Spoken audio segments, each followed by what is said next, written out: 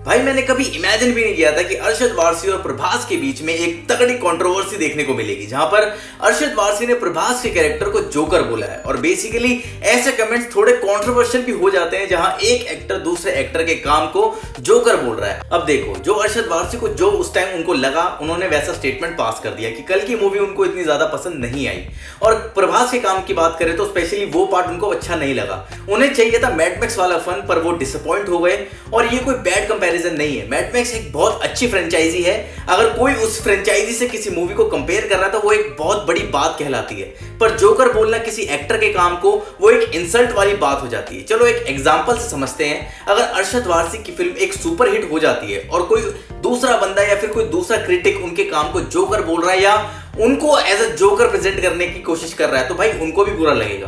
तो नेचुरल सी बात है कि अगर कोई किसी को जोकर बोलेगा तो भाई वो अपनी इसमें इंसल्ट ही समझेगा। आई नो प्रभास का कैरेक्टर इतना अच्छा वेल रिटन नहीं था मूवी के अंदर, पर इसका मतलब ये नहीं है कि उनको उनके काम को लेकर उनको जोकर बोला जाए। और इस वीडियो में मैं आपको ऐसे कुछ एक्टर्स के बारे में बताने वाला हूं जिन्होंने अरशद वारसी जैसे ही गंदे कमेंट्स जो है पास किए हैं और किसी दूसरे एक्टर की इंसल्ट करी है। तो पहले एक्टर का डिस्कशन तो हमने ऑलरेडी कर लिया है अरशद वारसी की स्टेटमेंट का। तो दूसरे एक्टर की दोस्तों बात कर लेते हैं, जो है Naseeruddin Shah, called a clown to Anupam Kher. तो बेसिकली नसरुद्दीन शाह एक पॉलिटिकल इंटरव्यू में बैठे थे जहां उनसे यह पूछा गया कि आपका आखिर क्या ख्याल है अनुपम खेर के पॉलिटिकल इंस्टेंस को लेके।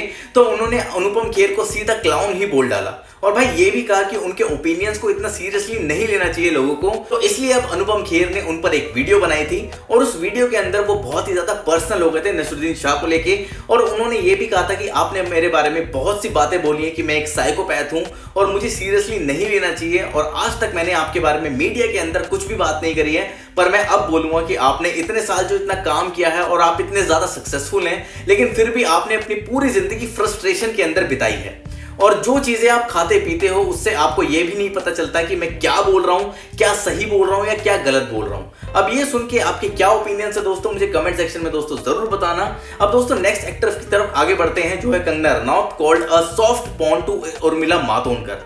अब ये स्टेटमेंट कुछ ज्यादा हो गई है। उन्होंने ये कहा था कि उर्मिला मातोंडकर अपनी एक्टिंग की वजह से इंडस्ट्री के अंदर नहीं जानी जाती, बल्कि एक सॉफ्ट पॉर्न स्टार के नाम से जानी जाती है। और ये बहुत बड़ी इंसल्टिंग स्टेटमेंट है। हमने उर्मिला मातोंडकर को बहुत ही आइकॉनिक मूवीज में देखा है, हम उनकी एक्टिंग को बहुत अच्छी तरीके से जानते हैं, जैसे कि रंगीला, सत्या, कौन, एक हसीना थी, और उन्होंने बहुत अच्छा काम किया है इंडस्ट्री के अंदर। पर कंगना रनौत का उनको इस तरीके से इंसल्ट करना बहुत गलत बात है। और इसके रिप्लाई में उर्मिला मातोंडकर ने कहा है कि ऐसी भारतीय नारी किसी दूसरी औरत के बारे में ऐसा नहीं बोल सकती। अगर वो इंसान इस लैंग्वेज में बोल रहा है तो वो कितनी अच्छी इंसान होंगी मुझे बताने की बिल्कुल भी जरूरत नहीं है। और ये चीज उन्होंने एक इंटरव्यू में बोली थी। और अब जो एक्टर्स हैं उनके बारे में आपने डेफिनेटली सुना होगा और एक अवार्ड शो में उनको देखा भी होगा।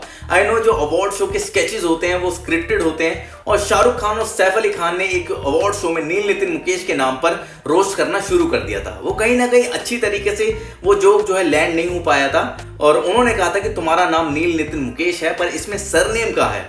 ये सारे नाम तो फर्स्ट नेम में आते हैं। और भाई ये सुन के नील नितिन मुकेश को बहुत ज्यादा गुस्सा आ गया और उन्होंने शाहरुख खान और सैफ अली खान को शट अप कह दिया।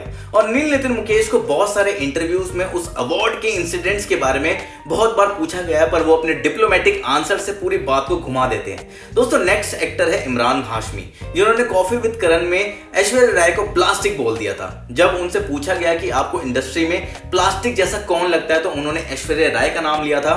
और दोस्तों इस स्टेटमेंट के बाद से वो बहुत ज्यादा कंट्रोवर्सी जो है बढ़ गई थी और पब्लिकली इमरान हाशमी को माफी भी मांगनी पड़ी थी। पर जिस तरह से उन्होंने माफी मांगी वो बहुत ज्यादा फेक और नॉर्मल लग रहा था। ऐसा नहीं लगा था कि वो सच में शर्मिंदा है इस चीज स्टेटमेंट को लेके। नेक्स्ट एक्टर है प्रशांत नारायण, और इन्होंने एक इंटरव्यू में रणवीर सिंह की एक्टिंग को ड्रामेबाजी बोला था। उनसे जब ये पूछा गया कि जैसे रणवीर सिंह अपने रोल के लिए डार्क फेज में घुस गए थे अपनी पर्सनल लाइफ में पद्मावत मूवी की वजह से, तो उन्होंने कहा था कि भाई वो झूठ बोल रहा है, वो इतना कोई माइंड ब्लोइंग एक्टर तो है नहीं पहली बात, और भाई ना ही कोई उसने माइंड ब्लोइंग रोल किया था जिसके लिए उसको इतनी ज्यादा प्रिपरेशन करनी पड़े, ऐसा कुछ भी नहीं है। और ये डार्क फेज में जाना, मेंटली टॉर्चर होना, ये सब बकवास बातें हैं। तो भाई कहीं ना कहीं जस्टिफाई तो करना पड़ेगा ना कि इन्होंने जो है इतने सारे करोड़ रुपए लिए हैं, तो भाई ऐसा बोलना उनका बहुत ज्यादा जरूरी है। और लास्ट में है विवेक ओबराय, जिन्होंने एक प्रेस कॉन्फ्रेंस में सलमान खान के लिए कहा था कि भाई वो अगर मेरे घर में आएगा और मुझसे बदतमीजी करने की कोशिश करेगा तो मैं उसको बहुत मारूंगा, हैंड टू हैंड फाइट करूंगा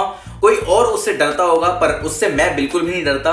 अगर मैं गलत हूं तो भाई मैं डेफिनेटली सॉरी बोलूंगा, अगर मैं गलत नहीं हूं और मुझे कोई जान के गलत बोलने की कोशिश कर रहा है तो वो मुझसे पिटेगा। और ये स्टेटमेंट आज तक की सबसे वाइल्डेस्ट स्टेटमेंट है, और वो भी सलमान खान जैसे बड़े एक्टर के लिए। उसके बाद भाई आप लोग तो जानते ही होंगे कि विवेक ओबराय का इंडस्ट्री में क्या हाल हो रहा है, उनको कोई भी काम नहीं मिल रहा, मिल भी रहा है तो ऐसे घिसे पिटे प्रोजेक्ट्स मिल रहे हैं। तो भाई ऐसे कुछ 7 एक्टर्स थे जिन्होंने अपने को एक्टर्स या फिर दूसरे एक्टर्स के बारे में ऐसे ड्रास्टिकली जो है बहुत वाइल्डेस्ट स्टेटमेंट पास करी है। दोस्तों वीडियो अगर पसंद है तो वीडियो को लाइक और मेरे चैनल को सब्सक्राइब कर देना। बाकी मैं आपसे मिलूंगा दोस्तों नेक्स्ट वीडियो में, तब तक के लिए जय हिंद।